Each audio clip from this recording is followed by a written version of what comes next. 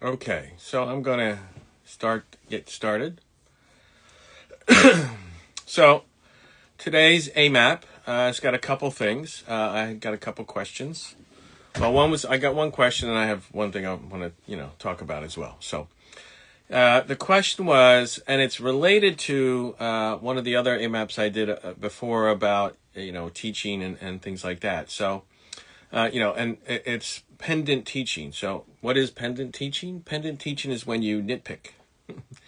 When you sort of like teach and you go after every little tiny thing that people are doing, and it's too much information, right? It literally becomes too much information. Hey Tara, hi everybody. I've seen people showing up. So it's too much information at once, and when you think about if you're a teacher and you go to a conference or you go to a workshop, I always say if I get one or two good things out of that, it was worth it. Well, I consider the same thing in a session. So if I try to give everything and fix every little thing that I see, it literally overloads, and it almost shuts down the brain in a lot of ways because it's too much information and they have to pay attention to too many different things. And I've had a couple of people talk to me, and I've talked to them about this and how it seems like it's seen that more and more where people are getting very nitpicky. And and I guess, listen, if that's how you want to teach, you can teach. Look, anybody can teach any way they want to teach, right? I mean, that's the reality in life, and it's either going to bring you clients or it's not. And if you teach that way and you get the clients, and there are people who may learn better that way. There is a bell curve in learning and all sorts of variables. But in my 40 years, I've found that usually if you try to do too much all at the same time, it bogs it down and it gets in the way. So I'm much more about trying to help people figure out what the issues are. And, part of that also comes, Sanel from Qatar. Oh, nice. Greetings to you as well. Basically, if you're doing that, I think that it gets in the way in many ways.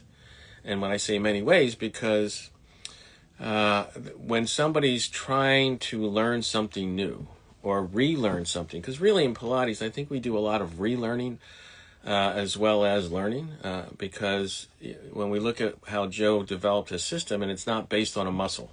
It's not based on like, let's work the hamstrings or let's work the abs or let's work the glutes or, any of those things. That's not really how he developed his system. In the very beginning, he talked a little bit about like that in his very early years, but fairly soon after that changed because with his apparatus and his system and his equipment and his exercises, the way he did it, he really understood how everything has to work together, right? It's and I call it dynatonic exercise, right? There's isometric and eccentric and concentric, but they're all working together. So it's really dynatonic, dynamic tone. It's a dynamic tone that's always happening because we're always in gravity and gravity's always working, and our muscles our job to hold and move us is constantly changing all the time. It's never static. And we need stability for mobility, but that stability is ever shifting. And our muscle organs, right? The muscles are an organ, the bones are an organ. When we look at all the organ systems, because we talk about other organ systems, well, they're their own organ systems, and they work a certain way, and they stress and take from the body in certain configurations and certain things, and everybody gives and takes back and forth. So, and then, and the nervous system runs it all, right? So, and if that's the case, when we're teaching people, we have to be very careful not to do too much.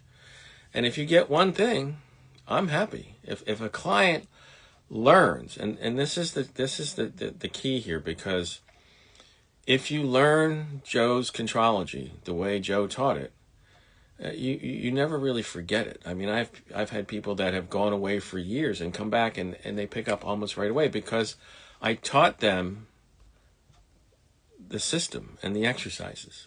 So it's in the body, and the brain. Unless, of course, you have a head injury, brain injury, then yeah, you may not remember things because it's been damaged and it's been lost. But most of us, it's still in there, and it just needs to make those connections. And when I teach, I always use the example of bike riding, right?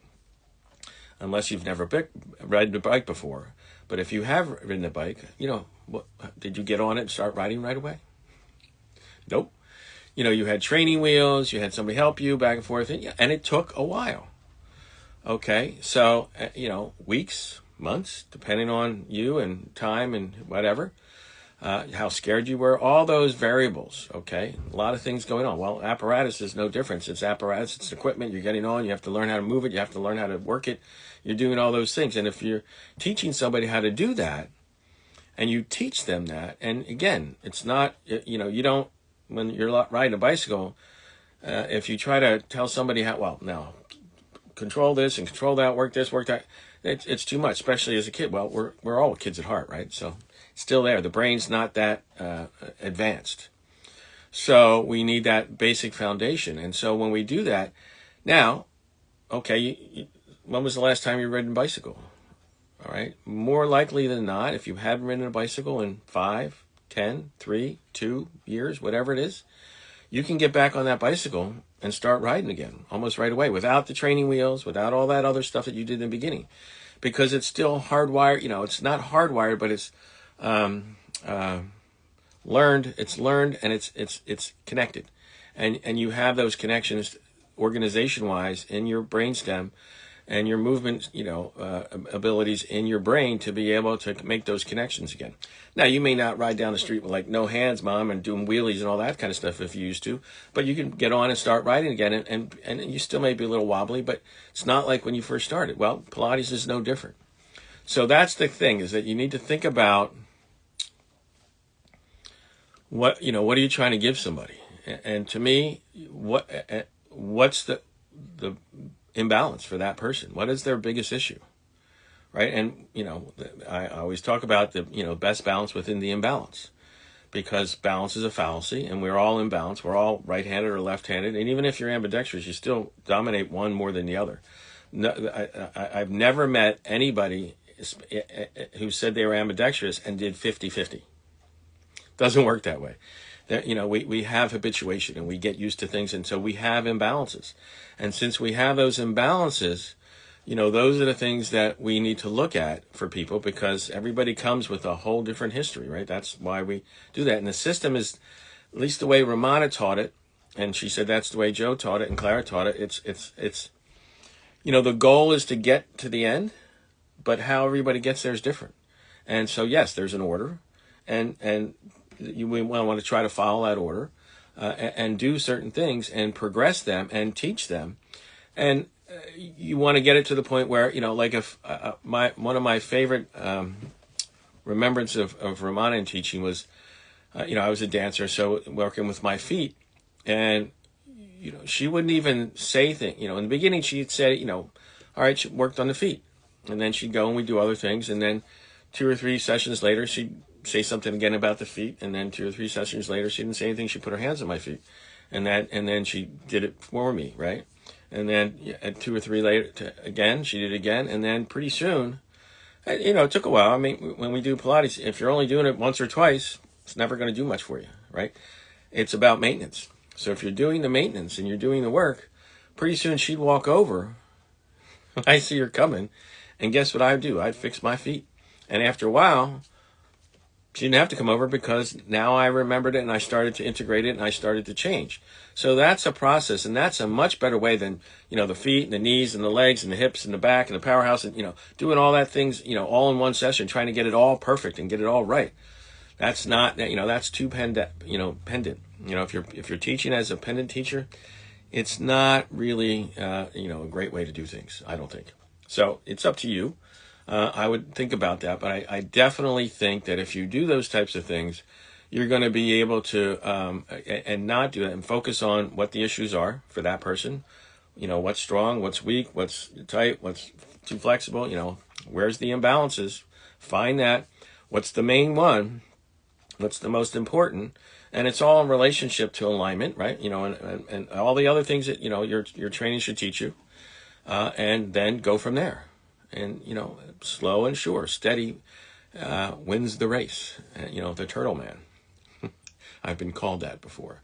And I always like to use it because the turtle always wins. And, in therapy, I can't tell you how many times in PT people come and they try to do too much, too soon, too fast. And they end up, setting themselves back and not healing as fast. The body takes time, and the brain needs time to understand what it is you're trying to teach it, and you have to be able to understand how that person learns and not try to teach them the way you learn to, you have to teach them the way they learn. And that's what becomes that's part of the, being a good teacher, and your training should also help you with that as well. Okay, so that was the first thing. And then the second thing is the censorious stuff that I see overload on social media with, classical Pilates or Pilates. And, it is or it isn't. What is it? Right? And, if you don't do this, you're not this. If you don't do that, you're not that. Well, the reality is, in today's world, there is, Pilates is Pilates, what anybody wants to call it. Classical Pilates is what anybody wants to call it. Because guess what? They're both generic terms. And since they're generic terms, anybody can use them any way they want. And that's the reality. So you can try to say, well, this and that. And I was like, trust me, I was there. But the reality is, in today's world, it's all Pilates. The difference is you have to, if you can define what your style version is. And, I've had people give me a hard time because I put TMs, and I've trademarked quite a few names as well that are registered trademarks. And why do I do that? Because in this world where anything goes, I wanted to set up and say, well, I have a standard, right? I have a standard of teaching, and it's Joe's standard through Ramana, through me. And that's that's what I always try to do. That's what the trademark, before I lost it, that's what it did as well. And once I lost it, now they freed Pilates, and look where it took us.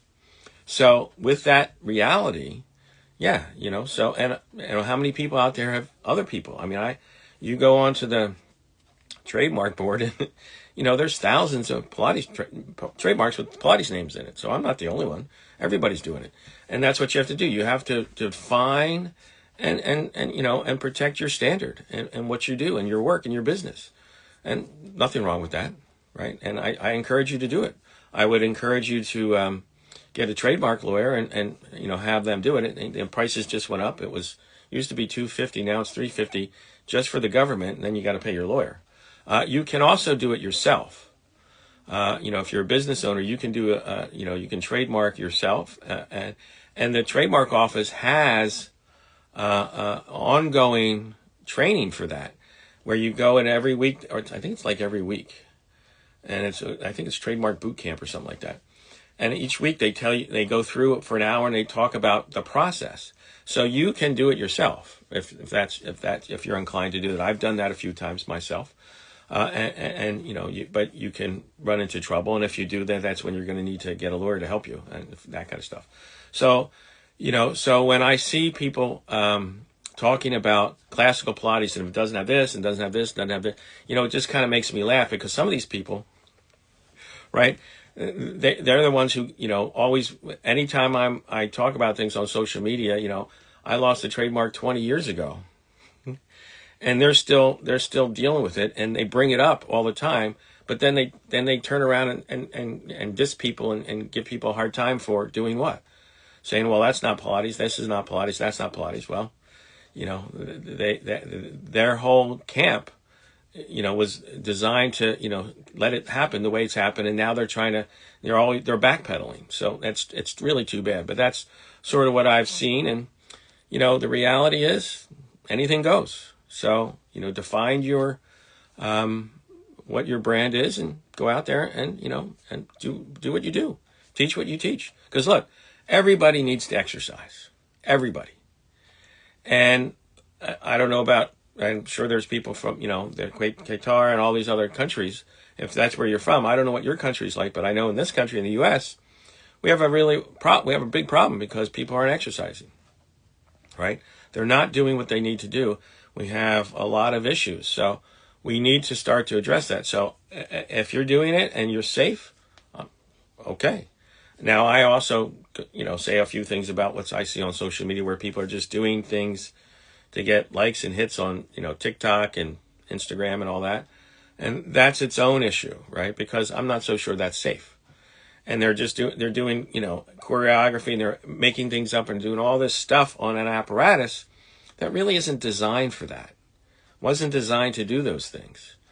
And maybe unless it's being made that way, maybe they're making, they're modifying and adjusting it. And if they're doing things to make it safe, okay, maybe, things change. If they find a better way, great. But, I have 40 years of a PT and working with, all sorts of people, including, high level dancers to low level, people with strokes and everything else in between. I've yet to find anything as good as what Mr. Pilates developed for the general public. There may be some things for specific issues and injuries and problems that is a little different. And, there's eye candy. So, lifting weights and building strength that way. I mean, I don't have a problem with that if that's what you want to do, and that's okay. You can use Pilates to help you do anything in life, whatever that is. And that's what you should do. Okay, but you can also just do Pilates, and that's enough for life. I've found and I've seen.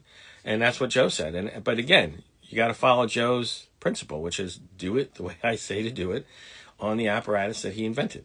And if you're not doing that, you're going to get something similar. Or if you've changed it so much, you may get something much different. And, over time, we may find that works or not. Again, so something to think about.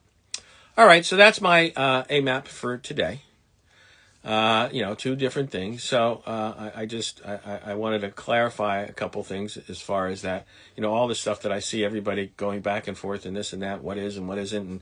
And one of the things that you'll find from me, I may challenge people and I may, ask them, if they say science, I always ask for it, because I want to read it and everybody else should be able to read it. And we should be able to discuss it. And people don't like that because then, then they bring up the trademark. Always makes me laugh. When they run out of things, it's like, aren't you the guy who lost?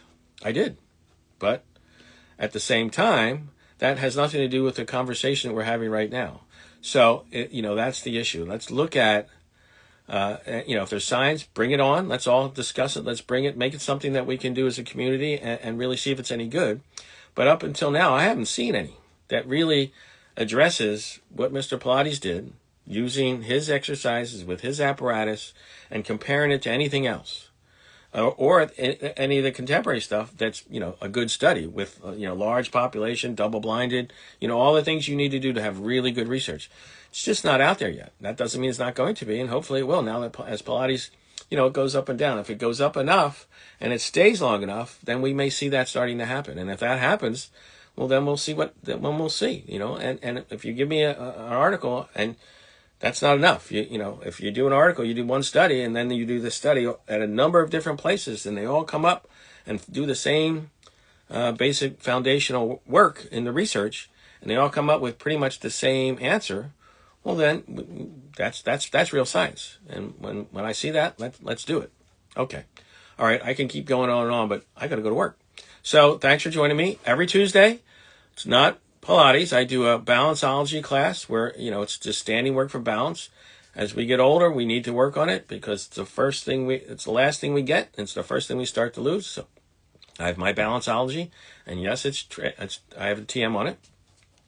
I have that's at 12:30 on Tuesdays. At 1:00, I have my arm springs, leg springs based on the resistor poster. And so if you want to join me with that, that's, you can do that as well. We have, what do we have coming up? Well, there's the Pilates at the Pillow if you're a studio teacher and you're comprehensively trained. You can't do mat. It has to be comprehensively trained. If you're comprehensively trained, you can apply. And you can find that on my Linktree, /Sean_Gallagher. And all the things that I'm doing and things like that, you can find there as well. Okay? So thanks for joining me. And remember, if you have a question that you'd like me to talk about in my AMAP, DM me and send it to me, and I will put it to the list and we'll bring it through. I've got an ongoing list, and I'm happy to do that for you if that's what if you have something. All right, so now you're welcome, and thanks everybody. I'll see you next time.